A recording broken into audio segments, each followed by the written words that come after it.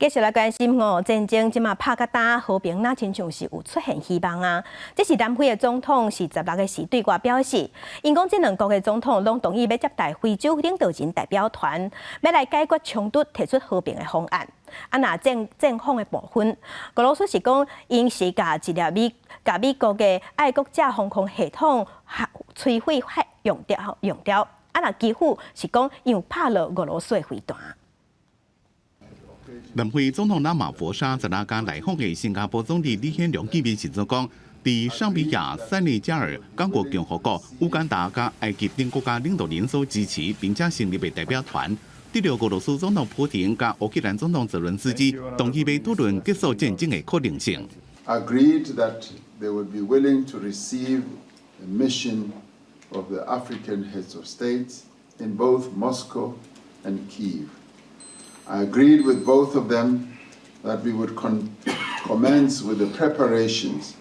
for the engagements with these African heads of state and to have a discussion on how this conflict can be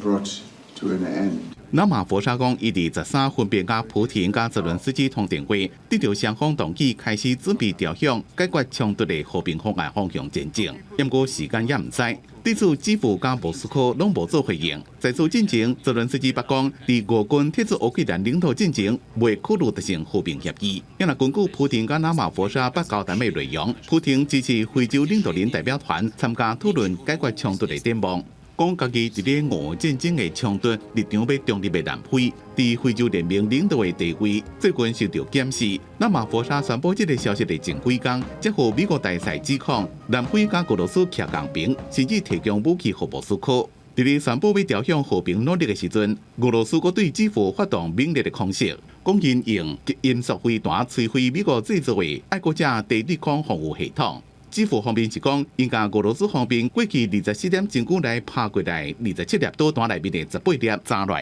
其中包括6粒比索级音速飞弹。严过互莫斯科的国防部补贴讲，乌克兰讲炸落数量比俄国方面射的加3倍，而且飞弹的种类也讲唔对。公司新闻黄文玲编辑。